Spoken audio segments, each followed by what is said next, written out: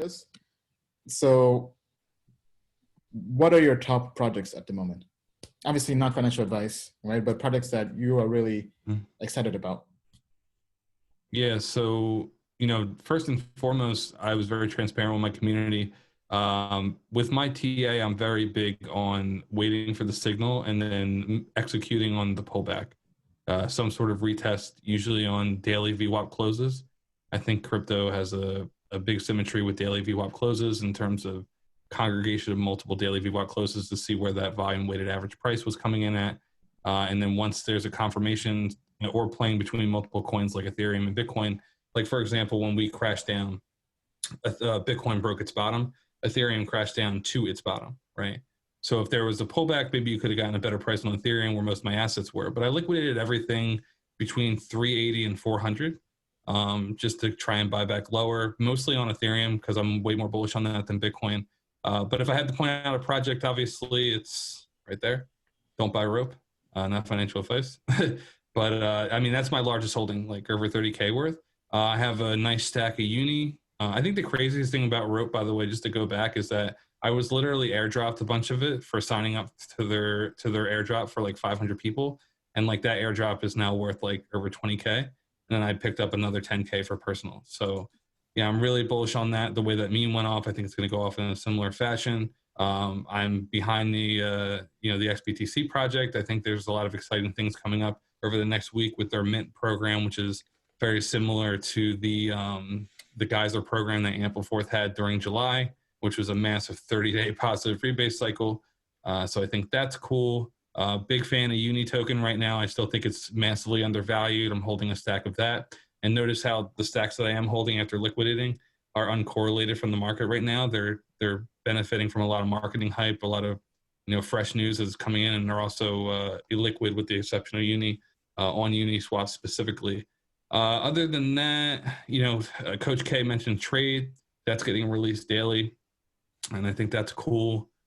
And yeah, I think there's a couple other plays that aren't worth mentioning. They're more just like speculative. So that's where most of my holdings are at the moment in terms of liquid. All right, and Coach K. So I said last week, I think 2 weeks ago. So I'm big on sharing. Like I said, I said I heard inklings that they're going to be on the BSN, and they ended up being on the BSN a week later. They have more coming, bigger announcements that I've been told, but I'm not going to repeat because they would get mad at me. And there's obviously RSR. Someone was mentioning Venezuela and how they can't get US dollars, but RSR and RSV they can use basically as a US dollar. So we see that in Venezuela and Argentina already, and I think that's going to expand to Brazil next. And we're just all waiting for mainnet. So I'm really patient with RSR and just holding and have waiting for mainnet to get tokens. And I'm not really planning on selling them. I think that it has a really high potential to do really well long term. And then in terms of like fringe assets, like I'm looking at things that are NFT based. Like farming is very interesting, but I want to find things that are more sustainable, stuff that's not crazy. But like I got a bunch of guys that are like really into it, and they got into Core Vault, C Vaults, and it did like an insane pump. And I think there's all these like Orb did another one who went from like $0 to like $40,000 in like a day. It's just insane what these things are doing. So if you're looking for speculative stuff, look in the DeFi space, things that have high risk, high reward. If you have the appetite for that, and you could turn 1 ETH into 40 ETH in a day sometimes. So it's worth taking a little dabble if it's something that you like to do. But it is gambling. I call it gambling because it's what it feels like. It feels like I'm playing poker or blackjack. But those are fun things.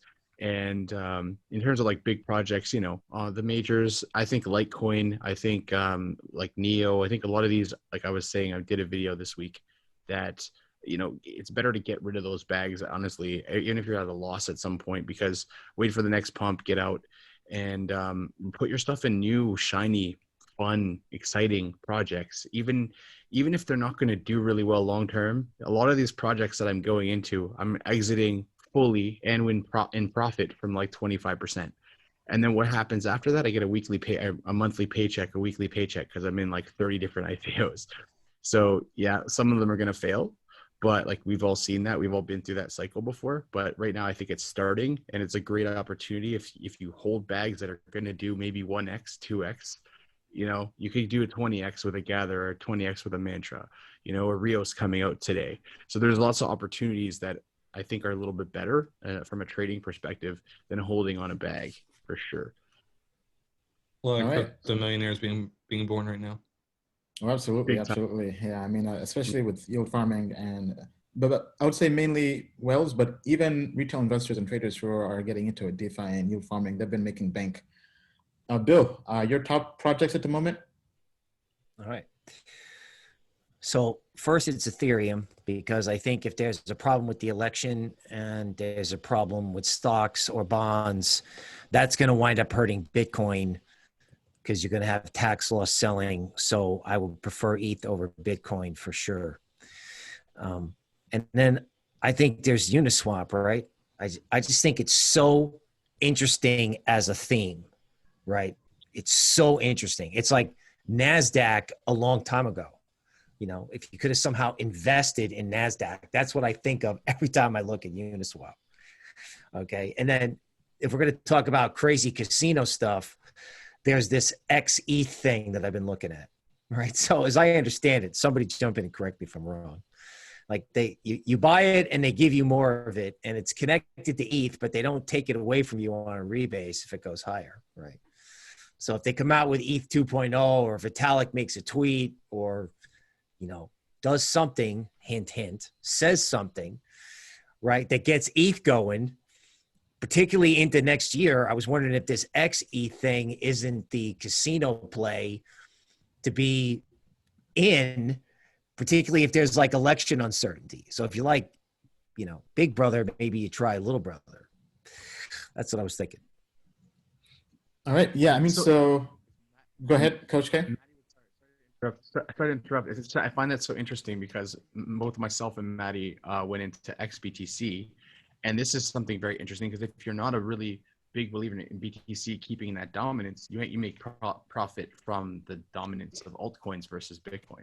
Yeah. And it's an interesting concept. And, you know, I think this is a proper way to do rebasing. Going on against the dollar doesn't really make as much sense for Ample. That's the one piece I think that they failed on. Mm-hmm. This actually makes a lot of sense. You can actually bet against Bitcoin and against the whole market against Bitcoin. I think it's something that should be looked into for sure.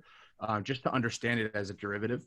It's something new and shiny, and it's like buying, you know, S&P 500 versus Bitcoin. It's basically what it is, but instead of I mean, so shout out to the incubator that I'm working at. You know, TDFi. We were able to incubate XBTC. I remember meeting with Atash when they were still an A9 project, kind of convincing them that, hey, you know, step out of the dark because you have something bigger here. Their vision and their branding is what speaks to me the most. I think that they look at, you know, Ample as opening up the Pandora's box for rebasing as a technology. And now, like, literally you're having this big explosion. I think eventually there will be a saturation of that market, but, you know, what Ample and Social Capital at the moment, or not Ample, XBTC and Social Capital at the moment kind of look at is that you can create this suite of rebase technologies that for me personally, when we put the cards on the table, market cap really drives a lot of the early action. When things slow down, you may see more of a closer correlation with whatever asset is trying to peg to in terms of people using this this Ample like game theory on either side of it. I think there needs to be a centralized presence though, because, you know, it seems that what incentivized markets is these like geyser programs and stuff like that, which is why XBTC short term is pretty bullish. They, you know, when you stake liquidity, and this is a very important concept that my research analysts had to kind of drive home on me, is that when you stake liquidity into a Uniswap contract, you are not long the asset, you are short on volatility. Because if you have a lot of volatility, whether the price shoots up or whether the price shoots down, you still lose money either way. People don't understand that. They think that if they stake money into a liquidity contract on Uniswap and then the price goes up $5 instantly, they thought they made money. No, you lost money. You're a market maker, right? You are long, short, or you're short on volatility, because if there's no volatility, you're making fees, right? So what does rebasing style coins have? A lot of volatility. Once a day, they rebase in terms of massive market movement, right? So that's why a lot of these coins put up geyser programs to essentially put up something on their website where they handle the liquidity yield and they offer you something to deal with your impermanent loss. So you're making more of the underlying asset, and then hopefully when it goes up, you can liquidate your position. The incentive is there. So that needs to be talked about when you're talking about rebase as a technology. But XBTC is kind of one of the first of its kind to get really solid branding around itself and say, hey, look, we can create a suite of assets that are derivative-like or index-like, right? And once we get past the initial volatility in terms of where the market cap settles and the price discovery happens, then we can have a larger conversation of whether this rebase as a technology can be used in terms of a game theory solution for us to hedge on either side of the markets and get expansive opportunities to hedge against certain markets like Bill was speaking to. So I think it's really exciting times early on. I didn't even really understand the concept of Ample when Richie, their business dev, pitched it to me in 2019 at Consensus. I was like, well, you're talking about some sort of game theory where people here's the weird thing. People misunderstand. They pitched it to me at that time as a stable coin. They said in 20 years, this will be the first on-chain derivative stable coin. People chastise me when I tell them that now because they're, oh, that's not what Ampleforth is. You misunderstand what it is. Well, that's what marketing is, right? They said, look, in 20 years, enough people will be betting on either side of it that the arbitrage will essentially wipe itself out and it'll be worth $1, and that's worth something. It is worth something if that actually happens, but who knows, right? So, yeah, and that's kind of my small rant on Rebase, but I'm super bullish on as a technology long term. All right, awesome. Yeah, I think Ampleforth, from a pure code perspective, our development team likes it. They think it's very innovative. As we all know, lots of projects have tried to basically copy the Ampleforth model with the elastic supply from projects like Yam Finance, Rebase, and others. Now, I haven't looked much into XBTC, but actually a mutual friend of ours, Neymar, did kind of try to get me to take a look at it. And I'm not saying the project is not going to do well, because we know projects can always do well in crypto, but what kind of, I guess, was the area that kind of raised my eyebrow? The entire team was all marketing. Pretty much all either affiliate marketing or just digital marketing. Didn't see as many developers on their team website and all that. Not sure if that's just based on how it's framed or marketed, but it seems it was very marketing heavy. Right. Yeah. So to answer, and that's fair criticism in my opinion, because I look for the same thing. We have to understand the origin of XBTC, right? The two founders were originally kind of involved with Statera, and we need to understand, kind of going back to our initial conversation when we first started the live stream, which is that there's a large growth in the Anon community right now, mainly coming from the backlash of the U.S. regulatory system that happened over the last 2 years. So this team originally wanted to release an Anon project. We convinced them to kind of come out of the shadows and say, hey, you could be something more legitimate than that. Their development team, on the other hand, was not as receptive to that. So they do have a CTO. I believe he's coming out either soon or already has come out. I have to check with the team. And also their other developer has been working hard behind the scenes with what they're doing. There was a lot of changes made to the initial Ampleforth code as well in terms of Rebase, because I had to go through all the pain points with the Zokio contract auditing, right? With the failing test suites and stuff like that, which you're going to have when you're changing such a large large test suites of that nature. So yeah, I can attest that their development team is present, but I understand the criticism as well from an outside investor. Especially after what happened with Chef Nomi, right? for sure. And the same thing with SoFi as well, right? With their Oracle services kind of going kaput on them, which was a big thing for us, was locking down and making sure that the Oracle was of the utmost importance right now, with Teller. So yeah, we made sure that was number one priority. All right, awesome. Anybody with any other comments? Yeah, just one thing on this idea of rebasing. So, when my legacy friends give me a hard time about crypto, I give them two facts. I go, do you know we have an interest rate system in crypto now? Crypto calls it DeFi, but we have cryptocurrency and we have an interest rate system. And this whole idea of rebasing, that's money supply management. Not necessarily done by a central bank, but when there's stress or something goes up, they add it. And when there's too much of it, they pull it out. Now, that legitimizes the space, right? It's old school economics. 3 years from now, people will go, oh yeah, the dawn of cryptocurrency was actually 2020 when they put in interest rates and money supply management. We had this conversation once about, oh, did I miss it? Like I should have been in it 5 years ago. No, it starts right now. Yeah. The junk bonds will clear themselves out in terms of the farming. I find them just to be junk bonds, honestly.